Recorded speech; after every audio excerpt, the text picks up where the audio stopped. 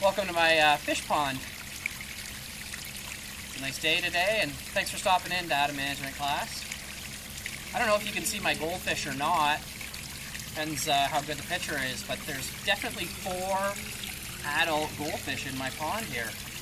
And if the conditions are just right, and I look after the pond and look after the goldfish, it's possible that they'll have some babies this summer. But here's the thing.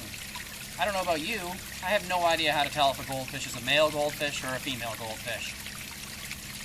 So let's assume that out of my 4 goldfish, there's a 50-50 chance that the goldfish is either male or female.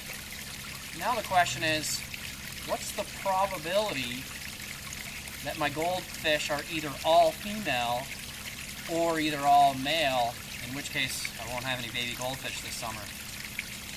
We're going to need to look at a few probability concepts so we can answer a simple question like that. Let's go inside and take a look.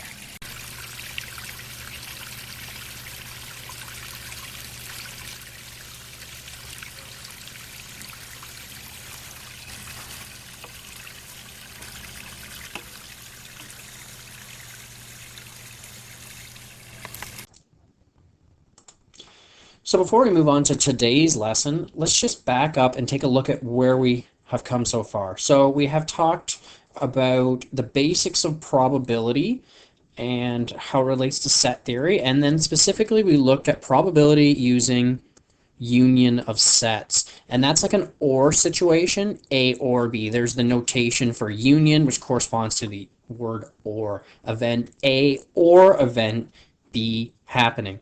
And we came up with this idea that it really mattered whether A and B were mutually exclusive or not.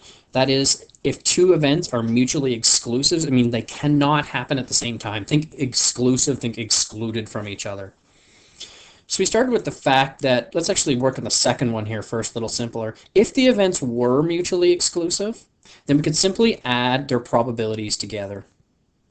Okay, so for example, the probability of rolling a 3 or a 5 on a single die is equal to 1/6 plus 1/6. Those are mutually exclusive events. They can't both happen at the same time. We can add their probabilities together. Now, if the events were not mutually exclusive, that's where it gets a little bit more complicated. We had these 2 formulas to work with. So the first one, the probability of event A or event B is the probability of event A plus the probability of event B, subtract the probability that both happened. Or using set notation, the probability of their union is their individual probabilities, subtract the probability of their intersection. And the reason that equation works, we can kind of think of a Venn diagram with events A and B and their associated probabilities in that Venn diagram. If we went ahead and we want to know how many are, what's the probability of being in either one of these circles? Well, then we could say, well, it's the probability of being in the first circle plus the probability of being in the second circle, but subtract the probability over here because you counted that twice. So you need to subtract it once.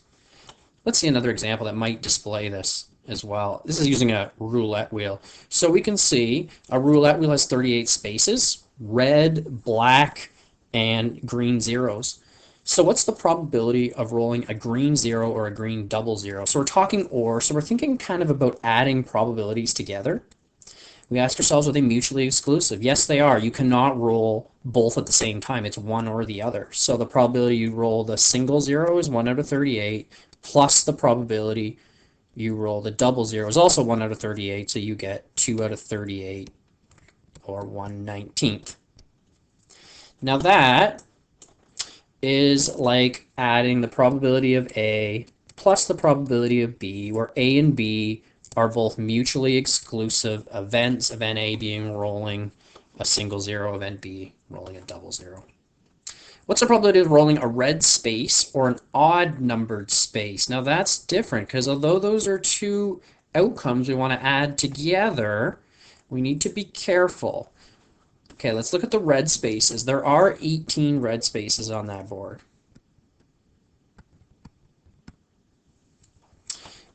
And if we look at the odd spaces, there are also 18 of those. However, are these mutually exclusive events. They are not. It is possible to roll a red space and an odd space at the same time. And if we go through and count the number of red odd spaces starting at 1, we get 1, 2, 3, 4, 5, 6, 7, 8, 9, 10. There are 10 red odd numbered squares, so we need to subtract the 10 that we basically counted twice. So if we look at what we've done here, it's like we've taken the probability of A plus the probability of B, so event A being a red space, event B being an odd numbered space, and then subtracted the probability of both happening. And there it is right there. We got 10 when we counted it out. Now that's, let's see, 36 minus 10 would be 26. So 26 out of 38 would be your answer there, which I guess you can reduce to 13, 19. So a little over 50%, maybe 60% or so. Okay, let's move on.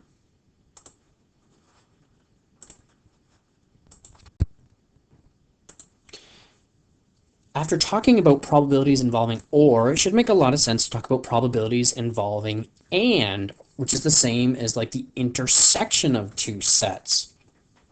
So in our Venn diagram over here, we can imagine events A and B and calculating the probability of A and B occurring at the same time, which is the same as talking about their intersection. So these probabilities or these outcomes that are in here. Now, when we talked about A or B, adding makes a lot of sense because you're combining the probability here plus the probability here, accounting for maybe this space being double counted. But how do we actually just calculate the probability of this space here using an and kind of situation? Well, it helps to think of A and B as being events. Think about one kind of happening after the other. Now, if you can't have one event happening after the other one, if you can't think of it that way, then that might mean you need to do some other work or something else you need to account for that we'll get into later on. But for now, the events, we're going to show how we can think of them as kind of being two separate events. Suppose you're flipping a coin twice. Each event could be the flip of a coin. Now, you could imagine flipping one after the other, or you can imagine flipping them both at the same time. You realize it doesn't two coins at the same time. It really doesn't matter if you have one coin that you flip twice or you flip two coins at the same time. So what's the probability that you flip two tails? So to answer this question, we're going to walk through each event. The first event will be the first flip of the coin, and the second event will be the second flip of the coin. So at the first flip of the coin, the possible outcomes we could have are either head or tails. Now what I'm starting to draw here is actually called a tree diagram. Okay, let's say that the outcome of the first event is a head. So now the second event begins, and I could again flip a head, or I could flip a tail. Okay, suppose I did not flip a head. Suppose I flipped a tail. Well, then my second flip could be a head, or it could be a tail. And each of these rows here kind of represents a flip of the coin. And I've actually come up with the 4 different possibilities that you could have. You could have a head followed by a head followed by a tail followed by a head, and a tail followed by a tail. So there are 4 different outcomes. Only one of them is 2 tails, and so that probability would be 1/4. Now suppose I were to flip the coin a third time. We could continue this process and look at the probability of 3 tails. So let's erase this stuff here and continue with our tree diagram. So we're adding a third event. That third event is the third flip of the coin, or the third coin that we add to it. So one possibility, we could have had a head and a head on the first 2, and we still have a head or a tail for our next possibility. Same with all of the 4 outcomes actually have 2 more possible outcomes. And now we have, well, we went from 4 outcomes. Each of those had 2 outcomes, so not a big surprise. There are 8 outcomes at the end. We could have, of course, head, head, head, head, head, tail, head, tail, head, head, tail, tail, tail, head, head, tail, head, tail, tail, tail, head, and finally tail, tail, tail. 8 options. Only one of those is all 3 tails, and so our probability is 1 out of 8. You can probably see how we can use these outcomes to calculate all sorts of different probabilities. The probability of 2 heads, the probability of, just exactly 1 head. Whatever we want, we can do using that. Now, if you're finding this to be a little bit, what's the word I'm looking for? Repetitive, unnecessary. I mean, one thing is I can definitely come up with all the possibilities of arranging TH and T to represent tails, heads, heads. That's not difficult to do. And you certainly are welcome to do that. That's one way to solve this problem. The tree diagram just meant to sort of explore this for you. Now, let's look at how we could have actually gotten, it's not a surprise that we got 1/8. Each of these branches has a 50-50 shot. So all of the outcomes are equally probable at the end. There isn't one more likely than the other. Now, for the first, if we imagine getting 3 tails, let's actually go up to our 3 events here and think about them. There's a 1 out of 2 chance that the first flip will be a tail. Now, out of that 1 out of 2 chance, exactly half of those will also have a second tail. Out of those, exactly half of those will have a third tail. And so actually we can arrive at that probability just by multiplying those numbers together. The tree sort of helps you see that, how you can break it down this way, that at each stage, another half of it corresponds to 2 tails. Like if we were to look at, say, this right here, we might notice that, okay, half the time here I get a tail, and then half of the rest are also tails, so half of these outcomes as well. And so I just keep breaking it down that way, taking a half of a half of a half to get my 1/8. So let's move on to a different example. Pardon me, we're not going to do a different example. We're going to talk about something that's really important, and that's the order of these events. That definitely matters. Imagine you flipped a coin 20 times and got tails every time. You would probably start to think that maybe something's wrong with the coin. So we need to, the reason this works is we assume that just because you've flipped a tail once doesn't make it any more likely you're going to flip a tail again. And that has to do with what's called independence. Independent events are events where the occurrence of one event has no effect on the occurrence of another. Flipping a coin multiple times we would think would be an independent event. So when I flip a tail the first time and my probability is a half, I would expect a second flip still has that same 1/2 probability of being a tail again. It doesn't change just because the first one is a tail, so it's a half times a half, the probability of 2. So independent events, that really makes a difference. One does not affect the occurrence of the other. How about determining the sex of a goldfish in my pond? Well, those aren't really events I like to think of, but in any case, I would think that the probability that my first goldfish is, let's say, male to start, is 1/2. Now, I don't think that means that the next goldfish I check is any more or less likely to be a male. And I don't think it matters if I checked 3 of the goldfish and they're all males. I don't think that changes the probability that the 4th goldfish would be a male. So I'm going to assume that those are independent events. In fact, I was interested in knowing, I had 4 goldfish, and I wanted to know what's the probability they're either all female or all male. So what's the probability they're all male? Well, as I look at the first fish, 50-50 chance it will be a male. Half the time I'll get a male, and half of those times the second one will be a male. Well, out of those times, a half of those outcomes will result in a 3rd male, and half of those outcomes will result in a 4th male.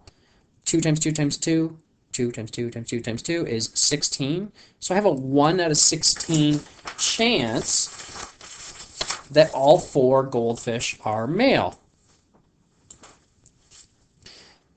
Now the same calculation can be used for female. I will also get 1 out of 16. So there's a 1 out of 16 chance or probability, sorry, that I would check all the goldfish and find out they're all female. Now we actually use that was the and part, male and male and male and male, or female or female or female. Well, now we're talking or. We can add the probabilities together. This, of course, is the probability that that my goldfish are either both male or both female. 2 out of 16, or 1/8. 1/8 chance that they're all male or all female. So what's the probability my goldfish could have baby goldfish? Well, then I can look at what's called the complement. 1 subtract 1/8, or a 7 out of 8 for a probability that my goldfish are not all male or not all female. Again, assuming these are independent events. That means even if I check all 3 and the first 3 are all male, it doesn't mean it's any more likely that the 4th one's male. Even though in real life, maybe if the first 3 are male, maybe the 4th one is more likely to be male. Maybe for whatever reason I have more male or more female goldfish in my pond. I'm not sure why. Who knows?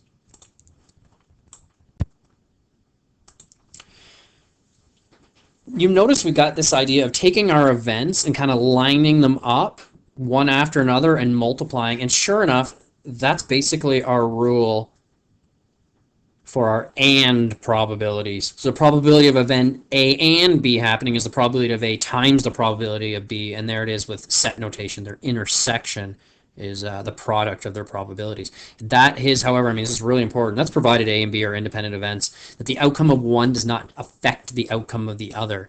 So the probability of both happening is kind of by chance. It wasn't because they were related to each other in some way. So let's examine the probability that I roll a 5 on a die twice in a row. Well, that's the probability I get a 5 the first time is 1 out of 6. And the probability I get a 5 the second time is also 1 out of 6. For a final probability of 1 out of 36. Now that, like I said, that assumes that when I roll a 5 the first time, it doesn't mean I'm more or less likely to roll a 5 the second time, despite what people might think. You know, some people think if you roll a 5 a bunch of times, you're bound to roll something else. Or some people might think if you roll a 5 once that maybe the dice isn't fair or the die isn't fair. This assumes it's a fair die. Slightly more interesting example. Suppose you draw a card from a deck. Okay, replace it, shuffle the deck, and then draw a second card. So we're talking about 2 events here, drawing the first card and drawing the second card. So find the probability that both cards are face cards. Well, there are 3 face cards, 4 of each suit. Sorry, 3 of each of the 4 suits for 12 total. So out of 52 cards, the probability the first card is a face card is 12 out of 52. The probability, now notice we've replaced the card, shuffled the deck, and drawn another card so that the probability does not change as we draw the second card. It's the exact same problem. You are not drawing 2 cards at the same time here. You're shuffling the deck and doing it that way, and that's what makes those independent events. Now those both reduce to 3 over 13. Which gives me 9 over 169. And let's see, as a percent, that's the 5.3254%. About that, anyways. Find the probability that neither card is a face card. Well, you might say that's the opposite. So 1 minus 9 over 169. But no, unfortunately, that is not correct. This is not the complement. Because that's not the opposite. Okay, neither card being a face card isn't the opposite of both cards being a face card. So we need to consider here, if neither card is a face card, it could be, okay, so then if there's 12 face cards, there's 40 that are not face cards. So the probability the first one is not a face card, put it back in the deck, shuffle, and the probability remains the same for the second card. That, of course, reduces to 10/13 times 10/13, or 100 over 169, which is, let's see, 59.1716%. Okay, or about that anyways, that's pretty close. At least one is a face card. Well, if one isn't a face card, it means they're both face cards. So now this is the complement. Okay, so this is the complement. This is where we can say, hey, if they're not both face cards, at least one is a face card. So let's go 1 subtract 9 over 169. And we just do it that way. Okay, what's that give us? Well, 158 out of 169. close to 95%. Suppose that, and I believe this is fairly accurate, 13% of Canadians are left-handed. So let's use that as our probability that a person is left-handed. Suppose 3 students are chosen at random from a class. Find the probability that all 3 are right-handed. Okay, well that means 87% probability the first person is right-handed. That's our first event. Our second event, they're right-handed. And their third event, we assume they're right-handed. So of course, 100% minus 13% gives you that 87%. Okay, or 0.87. If you multiply those together, you get a number really close to 66%. Okay, or 0.66. Now that assumed that given the first person was left-handed, it wasn't more or less likely that the second person was left-handed. That's the independent part of the question. And I think that that seems like a pretty fair assumption. At least one is left-handed, that's the complement. So 1 minus 0.66 means about 34% of the time at least one of them will be left-handed. Exactly one is left-handed, not at least one, but exactly. So not 2, not 3. Okay, it's unlikely it would be 3.13 times 0.13 times 0.13, but it is possible. So let's just talk about each outcome. So I've got 3 people. The probability of let's say the first one is left-handed. That would happen 13% of the time. Now I don't want 2 people left-handed, so 87% of the time the second person would be right-handed, and 87% of the time the third person. So this represents a right, sorry, pardon me, I got that backwards. That's a left, right, right outcome. But imagine the first person who came up was not left-handed. They were right-handed. Well, that doesn't mean I'm done. I could still get a lefty. I might still get one. In fact, another possibility is the second person is left-handed, and then the third person is right-handed. Well, there's a, let's see what that is. That's a right, left, right. And of course, the other possibility is I have a left, sorry, not, pardon me, I got that wrong. The other possibility is the left-handed person is the third person, in which case I have a right, right, left. Well, 87% of the time, 87% of the time, times 13% of the time. Now look at, so this is the probability that I get a left and a right then a right, where this is the probability to get a right then a left, and of course this is the probability to get right, left, right. Now I'm happy with any of these. So actually we combine independent events with talking about mutually exclusive events. These 3 events technically are mutually exclusive. You can't have a left, right, right person and a right, right, left person. Those are separate from each other. So I just have to actually add these 3 answers up and I will get my... So you might be tempted to add these 3 up, but look at them. They're the same numbers. They're going to have the same value. So if you want, the easier thing to do is just take one of them, the first one, and then times that answer by 3. Go ahead and try that if you like. You're going to find you get about 0.295 or 29.5% of the time you'll get exactly one left-handed person. Let's talk about rolling dice as well. I think this is worth looking at. Rolling a set of 2 die at the same time can be thought of as 2 independent events. You can imagine one happening after the other. In fact, I did the example, what's the probability I roll a 5 twice in a row and I get 1 out of 36? Well, usually when you roll 2 dice at the same time, you add them up. So that would be 10. At first, it would seem like that's the probability of rolling a 10, 1 out of 36. But that's incorrect, because there are other ways to roll a 10. You could have a 6 for your first outcome, followed by a 4, or a 4 for your first outcome, followed by a 6. A 6 and a 4 is actually different than a 4 and a 6 if you imagine rolling them one at a time. So also please notice that the probability of getting a 10 is not 1 out of 12. Yes, there are 12 outcomes, but some outcomes are more likely than others. Okay, for example, is much more likely to roll an 8 than it is a 2. Think about what the tree diagram for this would look like. Your first event would have 6 branches, and then each of those would also have 6 branches. It's a mess to draw. Thankfully, if you just have 2 events, it's really easy to make a 2-dimensional table. So all this table is showing you, okay, is the possible outcomes. You could think of this as being the first roll. Okay, and then for each of those outcomes are all the 6 other outcomes, of course 36 outcomes altogether, and each associated sum for all of them. So what's the probability of rolling a 7? Well, the 7 is along here. Okay, 1, 2, 3, 4, 5, 6. 6 out of the 36 outcomes are 7s. And of course that reduces to 1/6.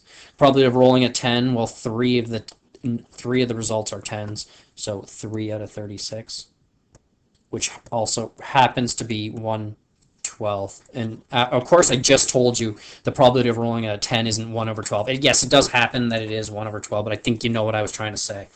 The probability of rolling a 2, snake eyes. There's only one way to roll a 2. You must roll a 1 on your first die, and you must roll a 1 on your second.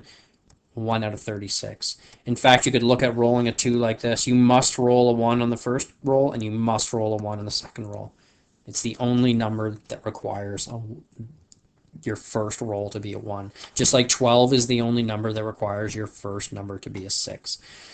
Okay, I've got some problems for you to try. Please give those a try. It's really important that you're working on these questions, as they're going to get quite a bit more difficult as we move on. I'm going to do the best I can to stick to the basics, though, and try to have some fun with it. Please send me an email if you're having any trouble, and I'll see you soon.